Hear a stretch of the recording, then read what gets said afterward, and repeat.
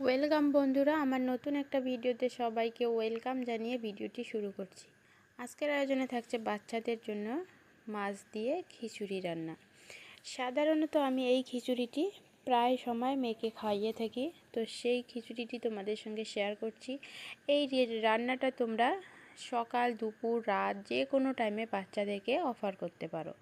আমার মেয়ের মতো কিন্তু আশা রাখছি তোমাদের বাচ্চাও চেটে পুটে খাবে। তো এখানে খাবারের ভিন্নতা আনার জন্য আমি নিয়েছি পোলাওয়ের চাল। তোমরা চাইলে কিন্তু ভাতের চালটাও নিতে পারো। আর যেহেতু বাচ্চা খেতে চায় না, সেই কারণে খাবারে ভিন্নতা আনতে হবে, আর আমি সেই কারণে নিয়েছি এখানে পোলাওয়ের চাল। চালটাকে ধুয়ে তারপরে দিয়ে দিয়েছি 2 থেকে 3 চামচ চাল নিয়েছি। আর নিয়েছি যতটা চাল নিয়েছি ঠিক ততটা পরিমাণে মুগ ডাল নিয়েছি। এবার দিয়েছি সবজি হিসেবে মিষ্টি আলু, আর দিয়েছি গাজর। এবার খুব সুন্দর একটা ফ্লেভারের জন্য 1 টুকরো দারুচিনি, আর দিলাম একটা এলাচ।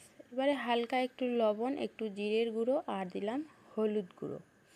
এরপরে দিচ্ছি 1 চামচ তেল।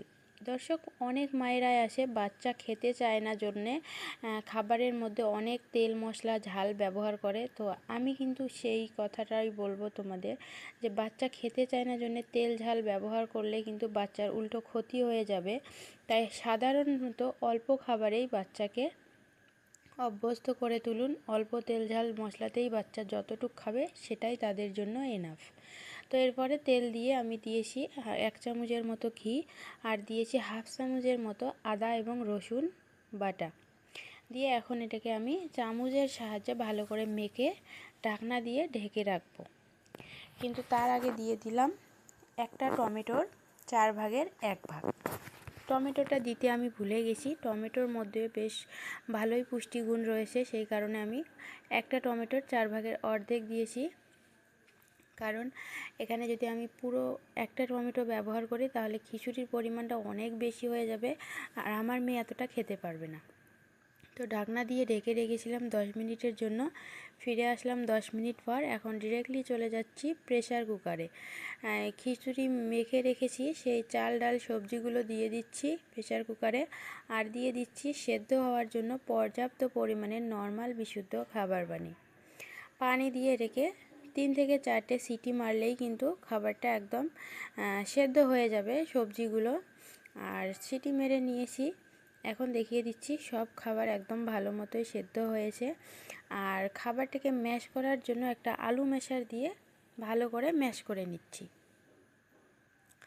এই খাবারটা চাইলে তোমরা এমনি হাত দিয়ে চেপে চেপেও খাওয়াতে পারো, তবে যদি বাচ্চা গিলতে না পারে বা বাচ্চার দাঁত ওঠেনি তাহলে বাচ্চাকে এরকম একটা আলু ম্যাশার দিয়ে ম্যাশ করে বাস খিচুড়িটি খাইয়ে দিবে। এই পর্যায়ে আমি খিচুড়ির মধ্যে পুষ্টিগুণ বাড়ানোর জন্য বা খাবারের খিচুড়ির মধ্যে একটু টেস্ট বাড়ানোর জন্য দিয়ে দিব 1 পিস মাছ। মাছটা আমি আগে থেকে লবণ আর হলুদ দিয়ে মেখে ভেজে রেখেছি। হালকা আছে কিন্তু মাছটা ভেজেছি। আর মাছের মধ্যে যে কাঁটা রয়েছে কাঁটাগুলো এখন ভালো করে ছাড়িয়ে নিচ্ছি। অবশ্যই মাছের কাঁটাগুলোকে ভালোভাবে ছাড়াতে হবে, নয়তো বাচ্চার গলে আটকে যাওয়ার একটা চান্স রয়েছে। তো এখন খিচুড়িটা নামিয়ে একটা বাটিতে তোমাদেরকে দেখিয়ে দিচ্ছি। এখন আমার মেয়ে যেরকম ঘনত্ব খাবে আমি সেই ঘনত্বে নামিয়ে নিয়েছি। তোমরা চাইলে কিন্তু খিচুড়িটা অনেকটা পাতলা করেও নামাতে পারো।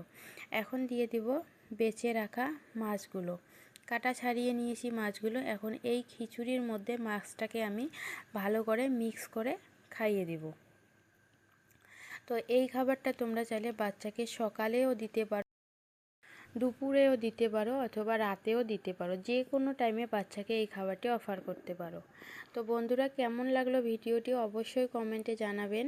আর ভিডিওটি যদি একটু ভালো লেগে থাকে একটা ভিডিওতে লাইক করবেন, আর চ্যানেলটি সাবস্ক্রাইব করতে ভুলবেন না। যাওয়ার আগে সুন্দর একটা কমেন্ট করে যাবেন। ভালো থাকবেন। খোদা হাফেজ।